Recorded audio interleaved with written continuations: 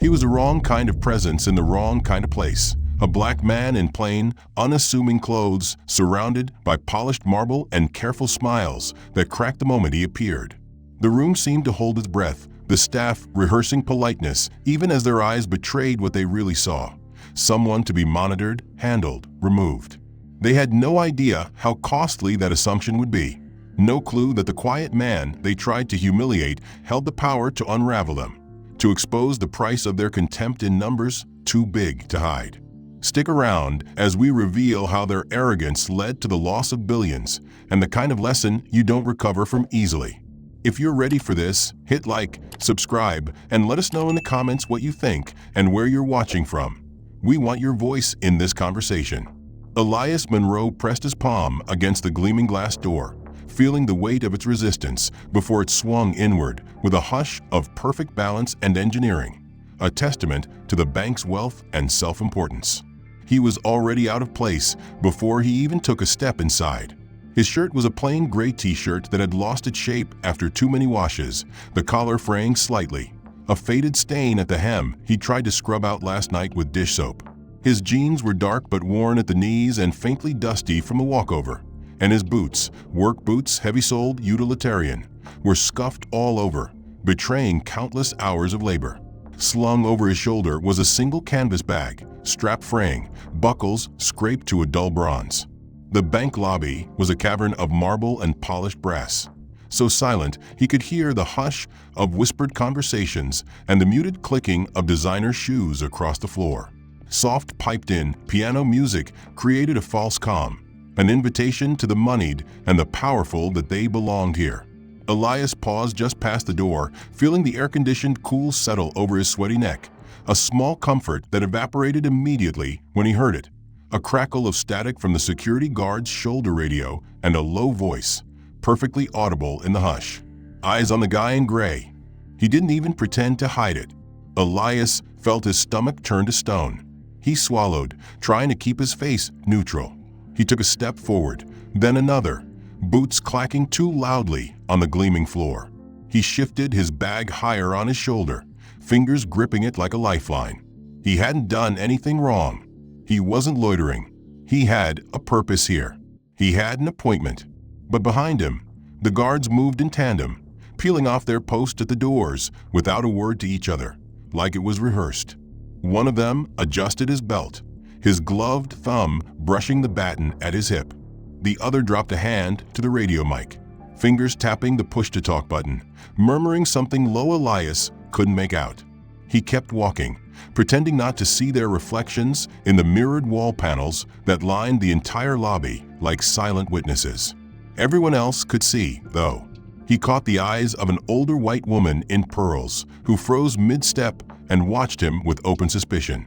A young mother in designer leggings held her toddler closer as Elias passed, shifting her expensive purse to the side away from him, even though he gave them a wide berth. A man in a tailored navy suit and Italian loafers actually smirked as he noticed the guards tailing Elias, leaning back against a marble column to enjoy the show. Elias focused on the front counter. That was his goal. The sign above it read information in elegant brass letters. Behind it stood a man with carefully parted blonde hair, a slim navy vest that hugged his trim figure, and a name tag that read Connor in neat black letters. Connor's eyes didn't lift as Elias approached. He tapped at a keyboard deliberately slowly, his expression one of permanent mild annoyance that was reserved for service workers forced to deal with the public. Elias stopped at the counter and cleared his throat. Nothing. He tried again. "Excuse me." Connor's eyes finally flicked up. They traveled from Elias's face to his boots, taking in the shirt and bag like he was inspecting livestock. The silence stretched. Elias's mouth was dry. He lifted his hand, unfolding the creased letter carefully, trying not to let it shake. I have an appointment," he said, voice cracking a little from lack of water and the rising tide of embarrassment. Connor didn't take the letter. He looked over Elias's shoulder. The guards had come closer, standing at precise angles, arms folded over their chests, expressions flat. One gave the tiniest nod. Connor sighed theatrically and finally plucked the letter from Elias's fingers like it was a used tissue. He read the top line, not even bothering to look at the details. "Who with?" he asked in a tone that suggested Elias was inconveniencing him personally. Elias swallowed again. "The Senior Vice President of Corporate Accounts, Mr. Lawton, 10 o'clock. He checked the wall clock. 9:57 early. He was early. That should count for something. Connor's mouth twitched at the corner, the ghost of a sneer. He turned to his computer and began to tap at the keys again, this time even slower. Elias stood there, eyes darting to the guards. One of them cracked his knuckles, watching Elias without blinking. The other had his thumb on the radio button, ready to speak. Elias tried to look away. Around him, the lobby had grown even quieter. He heard someone whisper, "What's he doing here?" Another voice, "They should just make him leave." Connor exhaled through his nose like he'd smelled something bad and finally looked up. He didn't glance at the screen. Yeah, there's no appointment showing. Elias's heart sank into his shoes. He blinked twice, fighting the burn behind his eyes. No, it's here. Look, it says it right there. Please. He pushed the letter forward, but Connor didn't even look down. "You'll have to leave," he said flatly. Elias felt a tremor go through him. "Please," he whispered, voice thin as paper. "Please, just check again. Maybe it's under my company's name." Connor didn't move. He pushed it open with an unsteady hand and stepped back inside, the bell above chiming its neutral, cheery greeting that felt like an insult. As soon as the door closed behind him, both security guards turned in perfect sync, eyes locking onto him with hard, flat professionalism that made the hair stand on his neck. One of them, the shorter man with a shaved head and a badge that read M. Riggs, stepped forward deliberately, planting his boots wide on the polished floor. Elias felt the hush settle again. He could feel the stares like pinpricks along his arms and neck. He swallowed. I need to see Mr. Lawton," he managed, voice cracking despite his effort to make it firm. Riggs didn't move aside. He lifted one arm like a barrier and barked, "What's your business here?" His voice boomed, bouncing off the marble walls with the weight of authority and accusation. Elias flinched visibly, blinking hard as his mouth worked uselessly for a moment. The entire lobby was watching now, conversations pausing mid-sentence. A woman in heels stopped tapping at her phone. A man with a silver watch tilted his head to get a better view. Elias cleared his throat and tried again. I have an appointment," he stammered. He held up the letter with shaking fingers, the paper crumpled and smeared from sweat. Riggs didn't take it. He just stared at Elias, eyes narrowing slightly in a look of feigned confusion. "An appointment?" he repeated loudly, voice dripping with skepticism. "With who exactly?" Elias swallowed hard. "Mr. Lawton, Senior VP, Corporate Accounts, 10 o'clock. He pointed to the clock on the wall, which now read 10:02. Riggs let out a short, humorless laugh that echoed in the quiet lobby. He finally snatched the letter from Elias's hand, making sure to wrinkle it further as he unfolded it roughly. He scanned it quickly without actually reading it, his eyes sliding over the lines dismissively before they returned to Elias's face. "Yeah, sure," he sneered, letting the words drip with sarcasm. "Real official looking." Elias felt the flush rise up his neck, hot and shameful, as he tried to defend himself. It's on bank letterhead," he insisted, voice rising slightly. "I confirmed it yesterday." They said. Riggs cut him off by stepping closer, the space between them closing uncomfortably. The guard's breath smelled of stale coffee. "You think you're just going to waltz in here and see the VP?" he demanded, voice pitched for everyone to hear. Elias glanced around desperately. He could see the tellers frozen at their terminals. He caught Connor's eye behind the information counter, the teller who had refused to help him before. Connor immediately looked away, busying himself with a computer screen. No help. No one even shifted forward. Instead, the whispers started again, rising like a wave of judgment and cruel amusement. Elias opened his mouth to beg, to explain again, but Riggs spoke first. "We'll verify this," he said, voice going cold and official. He crumpled the letter in his fist and tossed it at Elias's chest. Elias fumbled to catch it, the paper fluttering before falling to the pristine marble floor. He bent to grab it, fingers trembling so badly he almost couldn't pinch it. Riggs didn't wait. He planted a big gloved palm on Elias's shoulder and gave him a shove. It wasn't hard enough to hurt, but it forced Elias off balance. Elias stumbled backward toward the door, boots squeaking on the tile in a pathetic rhythm, the sound punctuated by a few stifled chuckles from the watching customers. He glanced back over his shoulder to find the other guard already pulling the door open with theatrical courtesy, as if Elias were a guest being politely shown the exit from a dinner party. Riggs leaned in close enough that Elias could see the stubble on his chin. "Wait outside," he ordered with finality. "We'll let you know if you're welcome back." The door yawned open behind Elias, the glare of the sun outside making his eyes water. He tried once more, voice cracking into a pathetic plea. "Please, this is a mistake. I have an appointment. I just want to talk." Riggs pushed him again, harder this time, forcing Elias to step backward onto the sidewalk. He was not going to run. He couldn't. He had come here for a reason, and he would not let them deny him his right.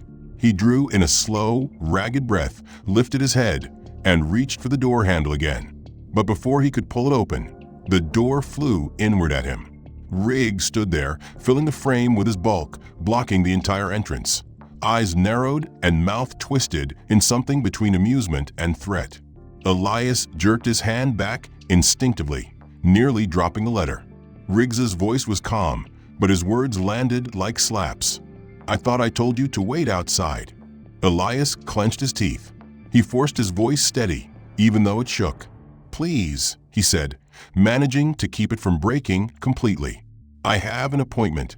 I'm not making trouble. I just need to see Mr. Lawton. He's expecting me." Riggs leaned in close, so close Elias could smell the stale coffee and sour breath. He spoke in a low growl, not even pretending to be polite anymore. "We don't want trouble from your kind. Calm down." Elias recoiled, blinking fast to clear the sting from his eyes, shame mixing with anger in his chest, so tight he could barely breathe. "My kind," he rasped. Riggs's smile was small, mocking. "Don't pretend you don't know what I mean," he murmured, voice silky and poisonous. Elias felt his stomach turn. He opened his mouth to argue, but Riggs cut him off with a casual shove backward that nearly sent him off the curb. "Now, I'm not going to tell you again," Riggs added, loud enough for the street to hear. "You want to stand out here, embarrassing yourself? Fine, but you're not coming in." Elias's fingers crumpled the letter tighter, the paper crackling in protest. He tried to take a step forward again, but Riggs shifted deliberately to block him, boots spread wide, hand resting on his belt where the baton hung like a threat. Elias froze.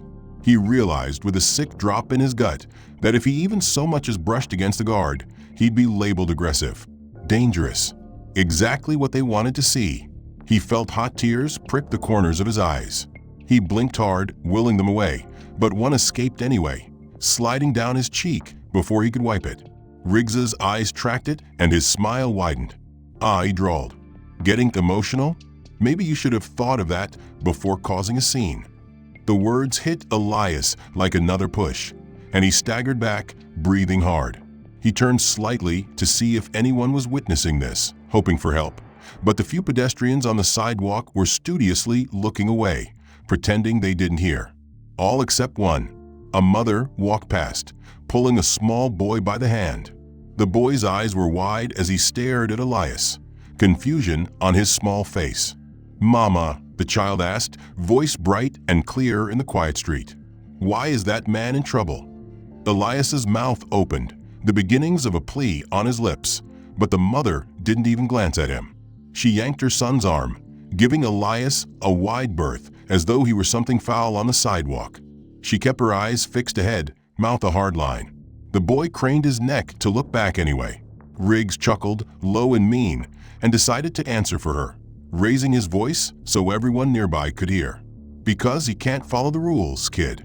That's what happens when you don't know your place." Elias recoiled as though slapped, breath coming in shallow gasps. The mother tightened her grip on her son's hand and hurried him along, ignoring his questions. Elias turned back to Riggs, eyes bright with unshed tears, lips trembling. He tried to speak, but no words came. Elias felt humiliation radiate off him in waves, every inch of him exposed and raw. He forced in a ragged breath, trying to remember why he had come here in the first place. For business, for his company, for a deal that would change everything. He wasn't some thug. He wasn't a threat. He had rights. He lifted his head just as the door swung open again, the guard stepping halfway out with a look of performative concern. But this time, he wasn't alone. Behind him emerged a man in an impeccably cut charcoal suit, silver hair combed neatly back, gold nameplate pinned to his breast pocket that read branch manager Simon Welker. Welker gave Elias a smile that didn't reach his eyes, the kind of practice smile that belonged in campaign ads and infomercials. But the edges of his mouth twitched with suppressed distaste.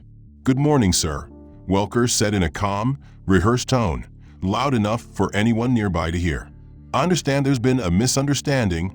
Elias straightened automatically, the letter raised in his trembling hand. "Please," he rasped, voice cracking. "I have an appointment. Senior VP of Corporate Accounts. 10 o'clock. I'm supposed to be inside. They won't let me in." Welker's smile didn't falter, but something in his eyes hardened, assessing, weighing. Of course," he said smoothly, reaching out and plucking the letter from Elias's fingers. He unfolded it with careful fingers as though it were a biohazard, reading it with a show of exaggerated thoroughness. Elias watched every motion with desperate hope, his breath catching. But after a moment, Welker let out a tiny sigh through his nose, pinching his lips together in regretful authority. "Sir," he said, shaking his head just slightly, "this letter is, unfortunately, not in our system. I'm sorry. There's no appointment on record." Elias felt his knees weaken. He swallowed convulsively. No, it's there," he insisted, voice rising in pitch, cracking. "I confirmed it yesterday.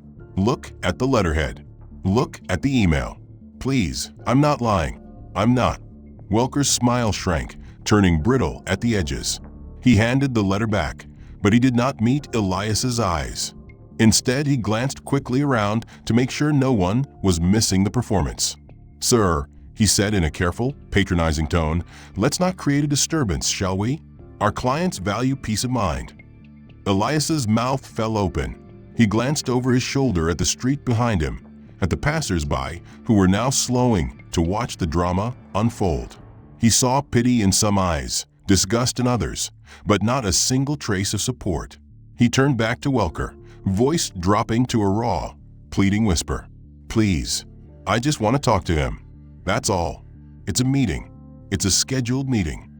Welker didn't move, but his eyes flicked once to the guard beside him, who shifted his stance with theatrical readiness, boots creaking on the polished stone threshold. The message was clear. Welker's smile thinned further. "It's easy to forge a document, sir," he said, his voice soft, almost regretful, as if he was the victim here. "We simply can't take any chances. I need you to understand that we have policies, and we will follow them." Elias felt the blood roar in his ears. He lifted the letter again, his fingers clawing at the paper. "It's not forged," he croaked, voice hoarse with humiliation and something close to rage. "It's not. It's real. Please, just check. Please." Welker's expression didn't change. His gaze was ice. "Sir," he said carefully, enunciating every word for the watching audience, "I'm going to ask you to leave. Now, before we have to escalate." Elias blinked. "Escalate." Welker's eyes didn't waver. "Yes," he said softly, deadly calm. "If you don't leave immediately, we will have no choice but to call the police." The word struck Elias like a physical blow. He recoiled, letter falling from his hand to the concrete. His mouth opened, but no sound came out. He felt the heat of the sun on his neck, the sweat trickling down his spine, the pulsing shame that blurred his vision with tears he couldn't stop. Behind Welker, the guard shifted, fingers tapping his baton handle with anticipation. He pressed a shaking hand to his mouth to stop the sob that threatened to break loose.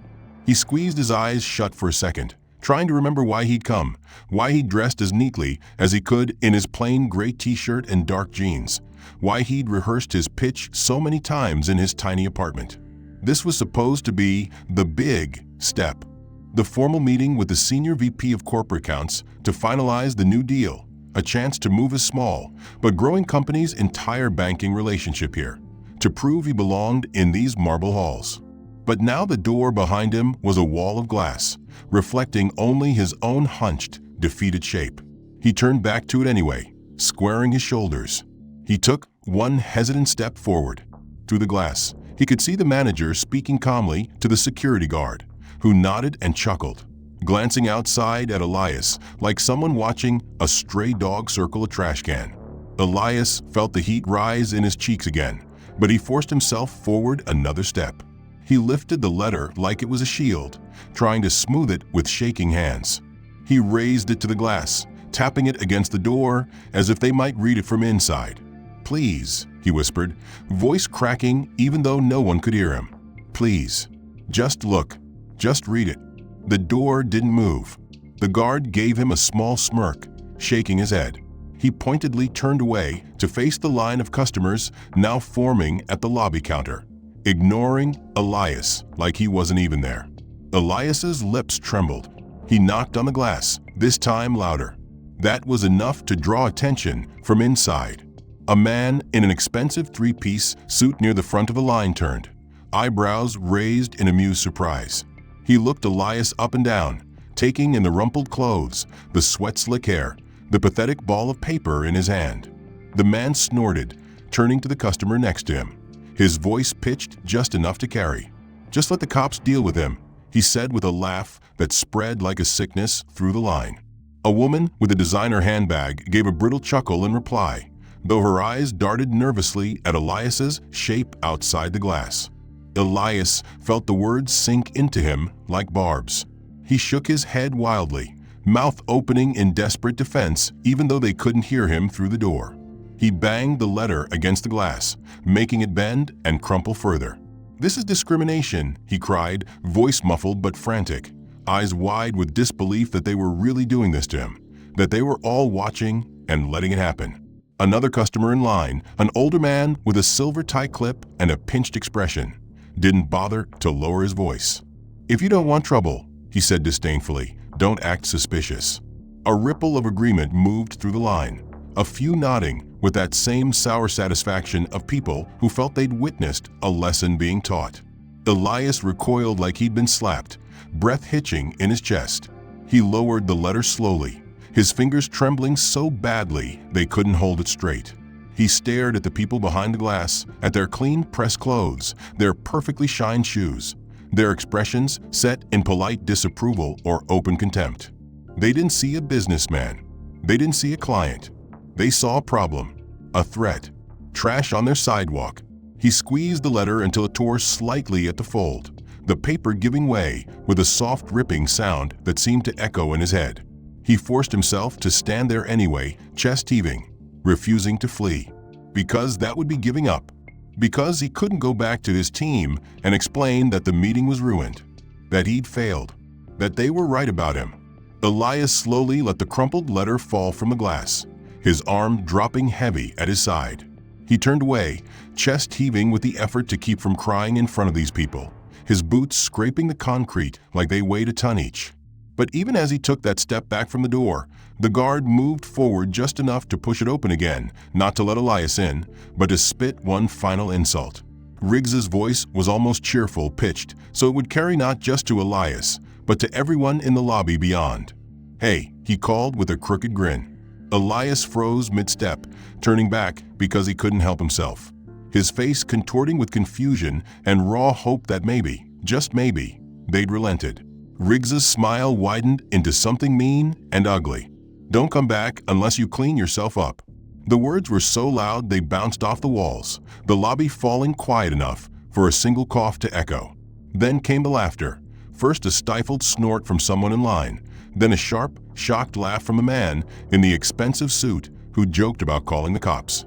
A woman tried to cover her mouth with her hand, but couldn't stop the giggle that escaped. The teller at the counter actually had to duck his head behind the screen to hide his grin. Elias's mouth fell open soundlessly, face flushing so red he could feel the heat radiate off his cheeks. His fingers clenched into fists, crushing the letter so tightly the paper threatened to tear in two. He wanted to scream. He wanted to punch the door. But all he could do was stand there, frozen by the weight of every eye on him, each one a silent accusation that he was dirty, lesser, unwelcome. Riggs leaned lazily against the frame, clearly savoring the moment before finally pushing the door shut with exaggerated slowness, making sure it latched with a quiet, solid click that might as well have been a deadbolt on Elias's dignity. Elias stared at the reflection of himself in the mirrored glass, shoulders hunched, t-shirt sweat-stained and rumpled, hair clinging damply to his forehead. He didn't see a businessman anymore. He saw exactly what they saw, an outsider who didn't belong. He turned away so abruptly he almost tripped over the curb, the letter falling from his hand entirely this time, tumbling to the concrete where it rested in a dirty, torn mess. He didn't bend to pick it up. He didn't want it anymore. He staggered to the side, wiping at his eyes with the heel of his palm, but the tears refused to stop. He sniffed hard, trying to drag in a breath that didn't catch in his throat. His chest burned with the effort to keep from sobbing outright. He stood there trying to will himself to move, to walk away with even a shred of dignity. But his legs felt like they were locked in place, the muscles refusing to work. Then came the final insult. He heard the muffled clank from inside, the soft metallic click of the deadbolt sliding home. He turned just in time to see a bank employee, a younger woman with a name tag he couldn't read through the glare, twist the lock into place while carefully avoiding his eyes. She mouthed something to the guard, who nodded approvingly, before she turned and walked quickly away from the door, the lobby returning to its hushed, comfortable murmur. Elias understood the message as clearly as if she'd shouted it. They had locked him out for safety reasons. As though he was dangerous. As though he might come crashing through the glass like an animal claws bared, threatening all their polite, wealthy customers. He felt bile rise in his throat at the image, swallowing it back with a choking sound. He took one last glance at the door, the mirrored surface reflecting only the bright summer sun and his own miserable shape, and finally turned away fully. He began to walk, boots dragging at first, then picking up an uneven rhythm as he forced one foot in front of the other, wiping at his wet face over and over, but never quite managing to get the tears to stop. He rubbed his eyes with the heels of his palms until the tears dried into salty crusts, jaw set hard. The waitress, a woman with tired eyes and a messy ponytail, wordlessly set down a glass of water with a straw in it. He managed a polite nod of thanks, but couldn't meet her eyes. He sat there for nearly an hour, staring at the water without drinking it, until his breathing slowed and the blood stopped pounding in his ears.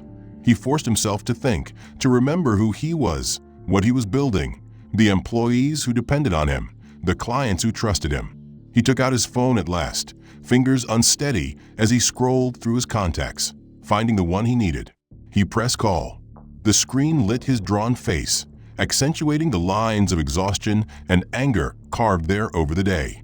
It rang twice before a voice picked up, crisp and businesslike even at the late hour.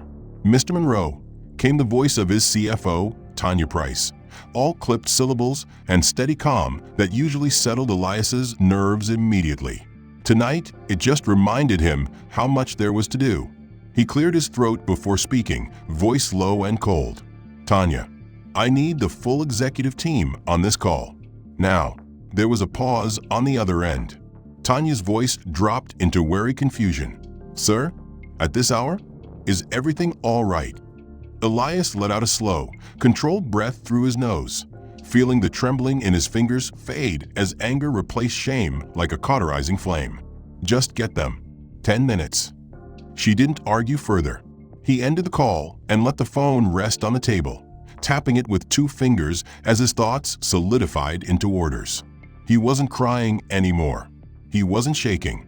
He wasn't going to let them win. The cheap clock on the diner wall ticked off 10 minutes before the phone buzzed again. Screen splitting into multiple faces in small boxes, executives and department heads, who all looked bleary-eyed but attentive. Tanya's face was in the center, eyes sharp despite the hour. "We're all here," she said, businesslike, but with that note of cautious worry. "What happened?" Elias inhaled once, then exhaled slowly, steadying himself. He looked at the tiny screen, at the faces of the people who trusted him to lead them. When he spoke, his voice was calm, cold, and utterly without mercy. "Effective immediately," he said, enunciating every word so there could be no misunderstanding. "We're pulling every dollar from First Eastern Bank." A wave of confusion broke over the call, multiple people talking over each other, before falling silent under the weight of his glare. Tanya recovered first, frowning. "Sir, we have over 47 subsidiaries with them. That's not an overnight move." Elias's eyes didn't waver. "I don't care if it takes a week. I want every account closed, every line of credit paid off, every treasury balance transferred. I don't want a single penny in their system by the time this month is out." Tanya's eyes flickered, calculating. "That's $5.5 billion in managed assets across all subsidiaries," she said carefully. "You want it all gone?" Elias didn't blink. "Yes." The line was silent for a moment. Then Tanya nodded slowly. "Understood. I'll coordinate with legal and treasury to begin the process immediately." He saw one of the other execs shift in his square, clearing his throat hesitantly. "Sir, do you want to tell us why?" Elias's jaw worked, a muscle in his cheek twitching as he remembered the feel of the guard's hand on his shoulder, the laughter from inside the lobby, the mother pulling her child away, the VP's eyes sliding right past him like he was filth. He forced the words out. "Because I refuse to do business with people who see me as less than human." He dressed in the same plain gray t-shirt and dark jeans because he wanted to be exactly who he was when they tried to shut him out. He checked his phone and found a flood of unread messages, notifications piling on top of each other like a landslide. He frowned, thumbs scrolling quickly, confusion hardening into something like grim satisfaction. Someone had filmed it.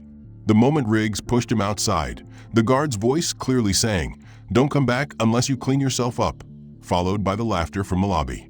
The video was only 45 seconds long, but it was enough. It was everywhere. News outlets had picked it up, anchors solemnly replaying the clip, while the Chirin read bank security accused of racial profiling. A local reporter had tracked down the mother who'd yanked her kid away. She refused to comment, face blurred on screen, but the audio of the boy asking, "Why is that man in trouble?" played on a loop that made Elias's skin crawl. The manager's face was caught too, turning away just as Elias lifted the letter to the glass, expression smug and dismissive. Social media was a bonfire. Hashtags calling for boycotts, calls for resignations, angry users dissecting every frame, pointing out the way the guard smirked as he locked the door.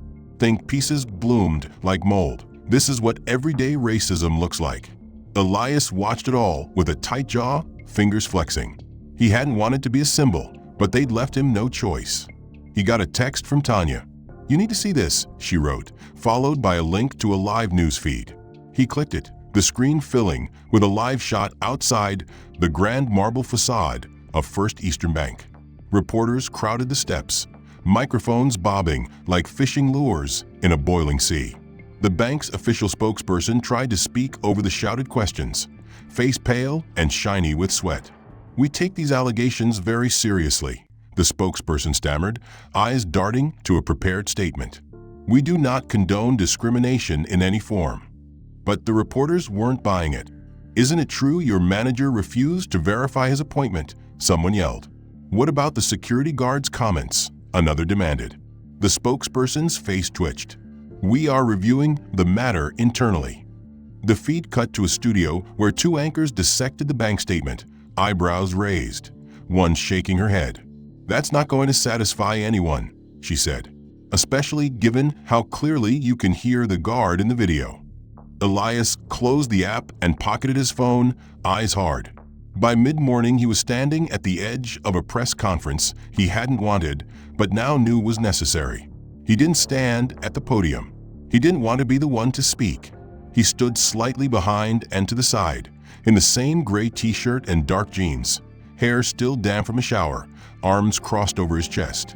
Beside him, his lawyer, a stocky black man named Curtis Wells, with a booming voice built for courtrooms, gripped the podium with both hands and glared at the rows of cameras and microphones. "Thank you for coming," Curtis began, voice iron steady. "My client will not be giving statements today." Analysts dissected every frame, breaking down the smirk on the manager's face, the way the bank had responded with bland corporate PR. Elias watched it all with his jaw set, feeling something in his chest loosen just a little every time he saw a new anchor shake their head in disgust. Stocks for First Eastern Bank opened steady on Monday, but by noon they were sliding, reporters breathlessly covering the sell-off. By day 3, it was a bloodbath, down 15% and falling. Headlines blared from his computer screen. First Eastern in crisis. Investors flee amid racism scandal. Analysts demanded answers about how a billion-dollar institution could so thoroughly misread the public mood. Customers closed their accounts in droves, posting selfies with their shredded debit cards.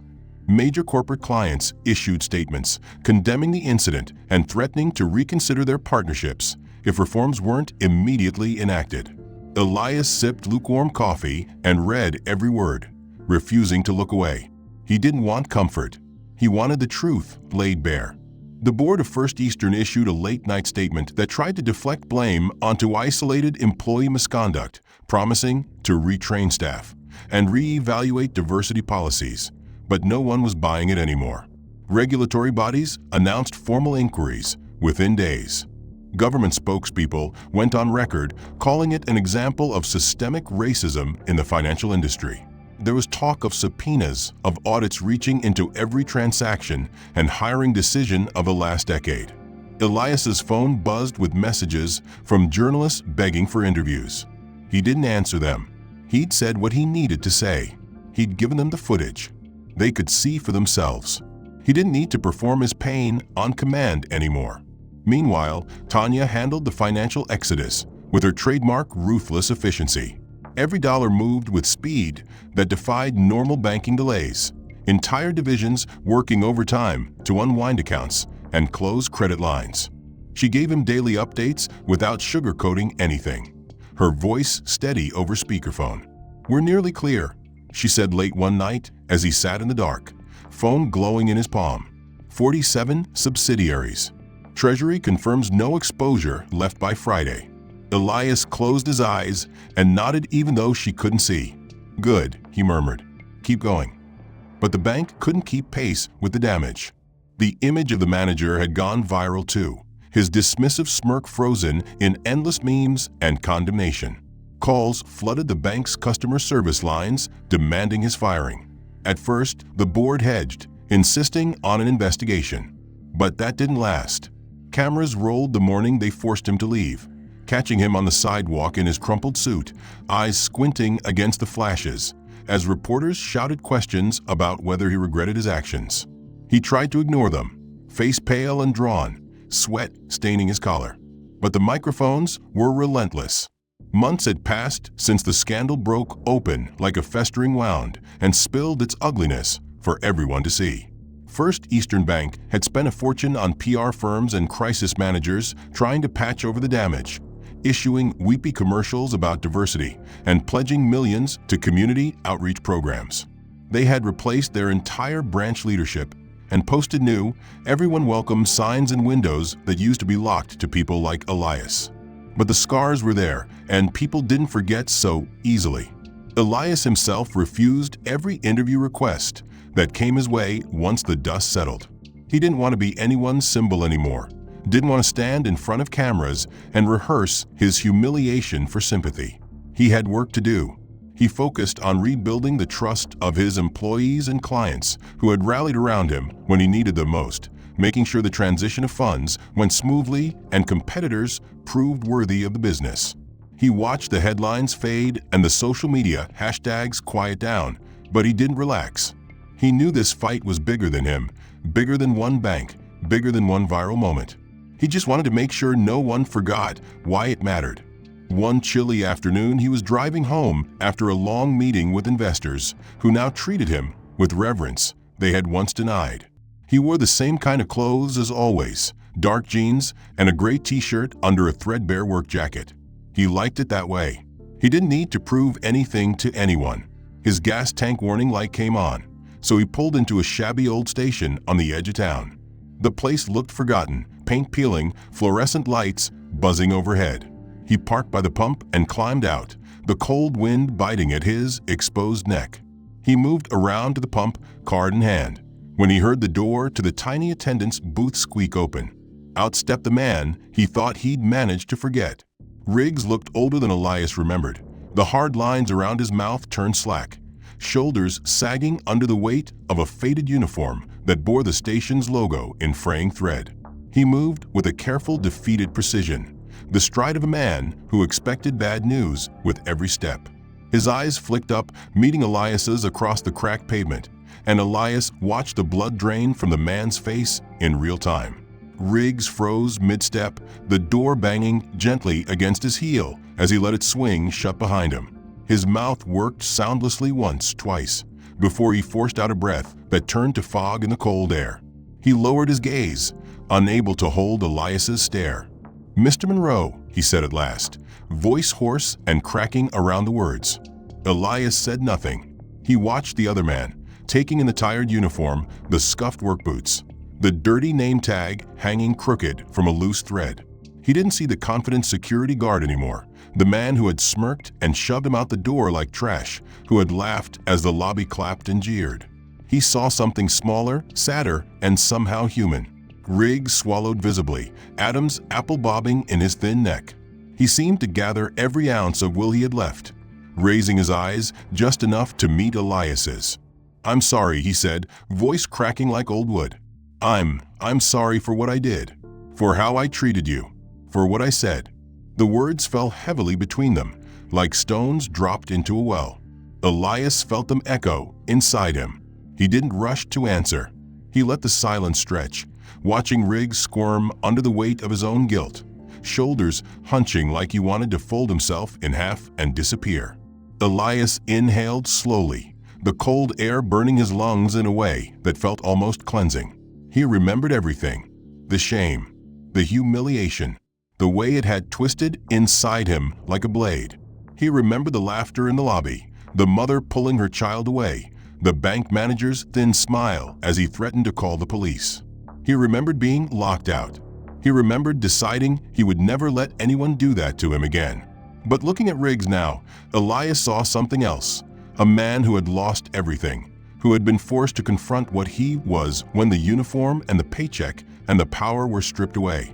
A man who was finally willing to say the words. Elias's jaw tightened once before he relaxed it, his breath clouding the space between them. He leaned slightly on the pump, crossing his arms slowly, making Riggs wait another heartbeat before answering. When he spoke, his voice was even low, but it carried. "I don't want an apology," he said.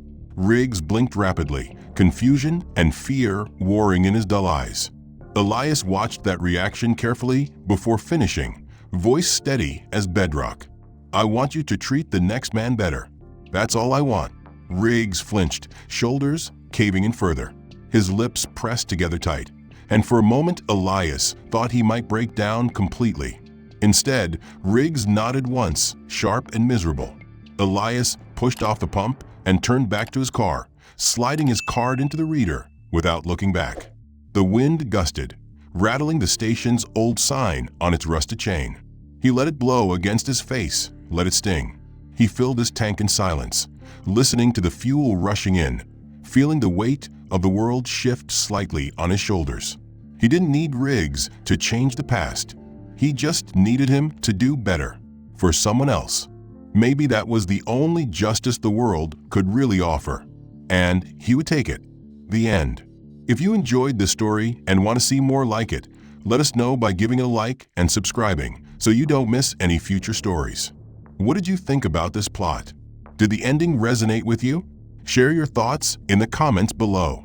Also, tell us, where in the world are you watching from? We'd love to hear from you and see how far this story travels. Let's talk about it together.